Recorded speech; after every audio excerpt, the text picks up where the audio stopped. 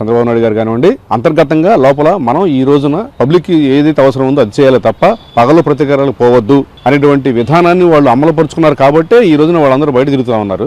లేకపోతే ఒక్క వైసీపీ నాయకుడు ఆ రోజు ఎవరైతే నోటితో చెలరేగారో ఇప్పటికే ఈ 6 నెలలను భూస్థాపితం అయ్యేవాళ్ళు కూటమి ప్రభుత్వం ఏమనుకుందా అంటే ముందు ప్రజలకు సంక్షేమ పథకాలు అందించాలి, ప్రజల క్షేమమే మన క్షేమం, ప్రజలకు ఏదైతే అందిస్తామో అప్పుడే మన పార్టీ నిలబడుతుందనే ఉద్దేశంతో వాళ్ళు ఆగి ఉన్నారు అంతే. అంతేగాని వాళ్ళని మర్చిపోలేదు, ఎవరు కూడా విస్మరించలేదు. ఆ రోజున మీరు కౌరవ సభలో ఏ విధంగా హేళన చేశారు, కొడాలి నాని వాడు వీడనే మాట తప్ప రెండో మాట మాట్లాడలేదు. నారా చంద్రబాబు నాయుడు గారు వైఎస్ రాజశేఖర గారు అధికారంలో లేనప్పుడైనా సరే వాడు వీరన్నారే కానీ తప్ప వాడు వీడని ఇప్పుడు అనలా. కొడాలి నాని అనే వ్యక్తి, వల్లభనేని వంశీ ఇద్దరు వెనకమాలుండి ప్లేట్లో పెట్టుకుని టీ అందించినటువంటి రకాలు కానీ వాళ్ళ అధికారంలో ఉన్నారు కాబట్టి ఆ రోజున అలా చెలరేగారు. కానీ ఈ రోజున ఈ ప్రభుత్వం, ఈ కూటమి ప్రభుత్వం ఒకటే నిర్ణయించుకుంది, ముందు ప్రజల క్షేమమే సంక్షేమం చేయాలనే ఉద్దేశంతో ఉంది కాబట్టి వాళ్ళు ఈ రోజున ఎక్కడికి పోలేక ఇక్కడే ఉన్నారు. లేకపోతే ఈ పార్టీకి పెట్టలాగా పారిపోయేవాళ్ళు. సిగ్గు శరం లేదు, అసెంబ్లీలోకి రావడానికి ఇష్టపడలేదో మరి రాజీనామా చేయండి, రాజీనామా చేసి శుభ్రంగా ఇంటికి కూర్చోండి, పరిపాలన సాగుతుంది చూస్తూ ఉంటారు కదా. అంతేగాని మీరు అసెంబ్లీకి రాకుండా బయట కూర్చొని కుక్కల్లాగా వాగుతూ ఉంటే ఉపయోగం లేదు. కూటమి ప్రభుత్వం ఉన్నటువంటి ఎమ్మెల్యేలు కానీ మంత్రులు కానీ అడిగేటువంటి ప్రశ్నకి మీ దగ్గర సమాధానం లేదు కాబట్టి